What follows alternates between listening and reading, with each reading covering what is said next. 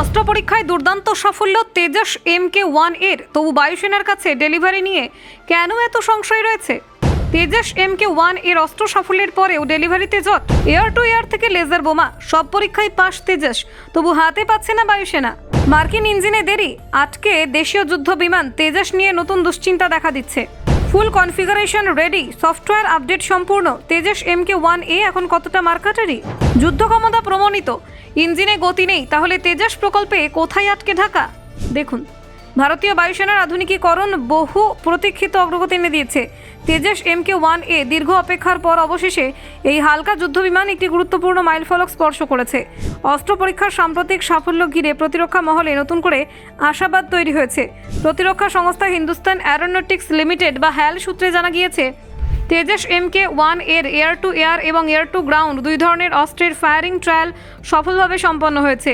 এই পরীক্ষাগুলি ছিল অত্যন্ত গুরুত্বপূর্ণ, কারণ এর মাধ্যমে বিমানটির যুদ্ধ ক্ষমতার বাস্তব মূল্যায়ন করা হয়। প্রযুক্তিগত সক্ষমতার দিক থেকে এটি বড় সাফল্য বলে মনে করা হচ্ছে।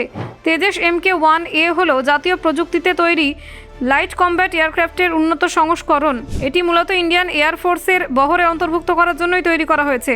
পুরনো MiG-21 বিমানগুলির পরিবর্তে আধুনিক এবং বহুমুখী প্ল্যাটফর্ম হিসেবে তেজসকে দেখা হচ্ছে।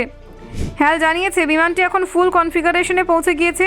দীর্ঘদিন ধরে বকেয়া থাকা সফটওয়্যার প্যাচ এবং সিস্টেম আপডেটের কাজ সম্পূর্ণ হয়েছে। ফলে অ্যাভিওনিক্স, রাডার এবং অস্ত্র নিয়ন্ত্রণ ব্যবস্থার সমন্বয়ে এখন আগের তুলনায় অনেক বেশি পরিণত। সাম্প্রতিক পরীক্ষায় দৃষ্টিসীমার বাইরে আঘাত হানার সক্ষমতা খতিয়ে দেখা হয়। আধুনিক যুদ্ধক্ষেত্রে বিয়ন্ড ভিজুয়াল রেঞ্জ বা BVR ক্ষমতা অত্যন্ত গুরুত্বপূর্ণ। শত্রুপক্ষকে চোখে না দেখে আঘাত হানতে পারে একটি যুদ্ধবিমানের কৌশলগত শক্তি বহুগুণ বাড়িয়ে দেয়। ক্লোজ রেঞ্জ কমব্যাটের জন্য পরীক্ষায় ব্যবহার করা হয় MBDA নির্মিত আসরাম ক্ষেপণাস্ত্র।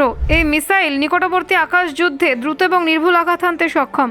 পরীক্ষার ফলাফল ইতিবাচক হওয়ায় বায়ুসেনার ভবিষ্যৎ পরিকল্পনায় এটি গুরুত্বপূর্ণ ভূমিকা নেবে বলে মনে করা হচ্ছে। শুধু আকাশ যুদ্ধ নয়, মাটিতে নির্দিষ্ট লক্ষ্যবস্তুতে আঘাত হানার সক্ষমতা যাচাই করা হচ্ছে। লেজার গাইডেড বোমার সফল ব্যবহার তেজস MK1A-তে একটি বহুমুখী প্ল্যাটফর্ম হিসেবে প্রতিষ্ঠা করেছে। সীমান্ত সংঘাত এবং নির্দিষ্ট অপারেশনে এ ধরনের নির্ভুল আঘাত অত্যন্ত প্রয়োজনীয়। তবে প্রযুক্তিগত সাফল্য এলেও ডেলিভারি এখন আটকে রয়েছে। হ্যাল জানিয়েছে, বর্তমানে 5টি MK1 বিমান সম্পূর্ণ প্রস্তুত এবং হস্তান্তরের অপেক্ষায়। আরও 9টি বিমান তৈরি থাকলেও ইঞ্জিনের অভাবে সেগুলি উঠতে পারছে না। এই ইঞ্জিন সমস্যার মূল কারণ মার্কিন সংস্থা GE এরোস্পেসের F404IN20 ইঞ্জিন সরবরাহের বিলম্ব। এখনও পর্যন্ত মাত্র 5টি ইঞ্জিন ভারতে এসেছে। বাকি ইঞ্জিনের ডেলিভারি নিয়ে আশ্বাস মিলেও সুনির্দিষ্ট সময়সীমা স্পষ্ট নয়। ইঞ্জিন একটি যুদ্ধ বিমানের প্রাণভোমরা। ইঞ্জিন না থাকলে ফ্লাইট ট্রায়াল সম্পূর্ণ করা যায় না, আর ট্রায়াল সম্পূর্ণ না হলে চূড়ান্ত অনুমোদন মেলে না। ফলে পুরো প্রকল্পের গতি অনেকটাই ইঞ্জিন সরবরাহের ওপর নির্ভর করছে। ব্যুরো রিপোর্ট, অজানার দেশে।